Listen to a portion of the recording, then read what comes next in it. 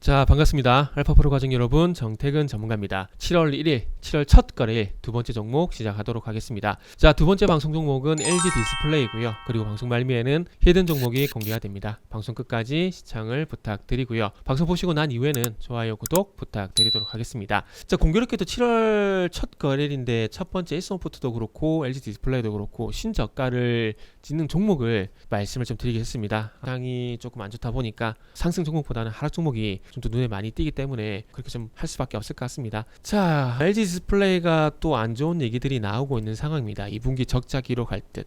2분기뿐만 아니라 지금 3분기도 쉽지 않다라고 생각이 들고, 정말 재수 없으면은 올 연간 영업이익도 적자로 갈 가능성이 저는 개인적으로 상당히 높다라고 생각을 합니다. 그렇게 된다면은 2019년, 2020년 이후에 다시 적자로 갈 가능성이 높아지고 있는데, 지금 FM 가이드에 나오고 있는 실적 같은 경우 6천억 정도 흑자이익이 나오고 있는 상황입니다. 그러나 이 6천억도 장담할 수는 없는 거예요. 예상치인 거지 확정치가 아닌 거기 때문에. 그래서 지금 FM 가이드도 2분기 실적이 960억 정도 적자로 잡혀 있는 상황인데, 지금 제일 안 좋게 보는 것은 최대 2,500억까지 적자를 예상을 하고 있더라고요. 이렇게까지 안 좋게 보는 이유가 뭔지 궁금하실 겁니다. 그래서 근데 중요한 건 2분기뿐만 아니라 지금 3분기까지 현재 적자 얘기도 나오고 있는 상황이기 때문에 지금의 하락이 단기간에 끝이 나지 않을 가능성도 있기 때문에 섣불리 저가 매수는 하기 힘들 것 같아요. 힘들 것 같고, 정말 최악의 경우에는 이제 연간 영업이익이 적자로 전환되게 되면서 만원 부근대까지도 하락하지 않을까라는 그런 걱정이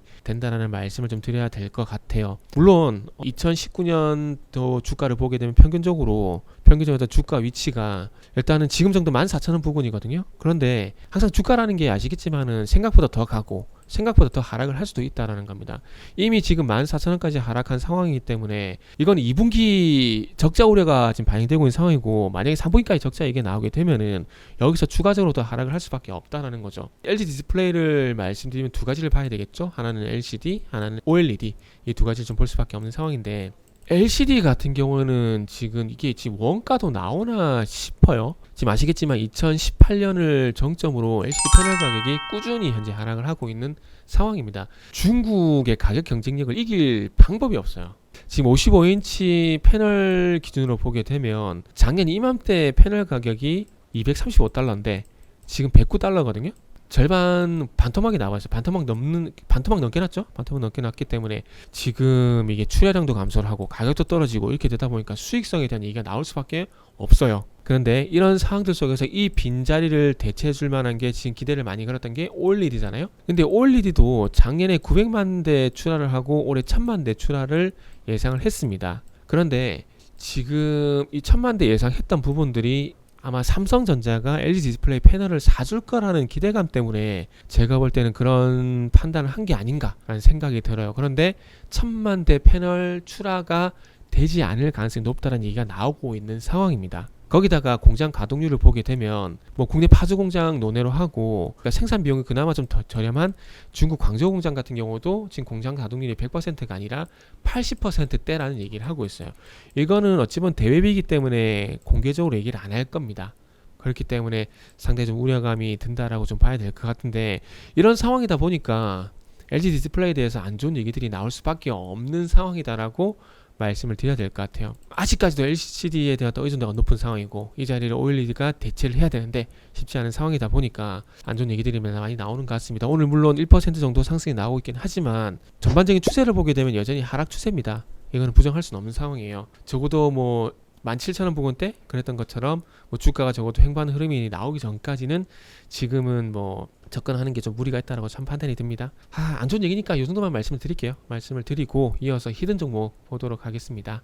자, 히든 종목은 월봉 차트를 좀 보면서 말씀을 좀 드리도록 할게요. 이 히든 종목은 이틀 전에 악재가 있었는데 이 부분은 뭐 전혀 신경 안 쓰셔도 될 것 같습니다. 일단 어떤 이슈가 있었는지 말씀드리면은 종목이 들통나기 때문에 그 부분은 비밀로 하고요. 어쨌든 결과론적인 얘기지만은 이 악재가 있었지만은 별로 이제 주가는 신경 쓰지 않는 것 같습니다. 바로 반등이 나왔고요. 이 부분보다는 저는 이제 이 종목 같은 경우는 실적을 좀 말씀을 드릴 건데, 그래서 월봉 차트를 보면서 좀 말씀을 드릴 거예요. 자, 최근에 18만원 전에서 했던 지지력을 보이려고 하고 있는 상황이고, 그리고 이제 실적을 말씀드린 이유가 뭐냐면, 이제 분기 기준으로 이제 2분기 때는 2조 원대 어떤 영업이 예상이 된다고 합니다. 2조 1000억 정도 예상이 된다고 하는데, 1분기 때 1조 9천억, 그리고 2분기 때 2조 1000억 정도면은 이제 평균적으로 한 2조 정도 영업이익이 예상이 되는 상황인데, 2조 정도 영업이익이면은 분기 기준입니다.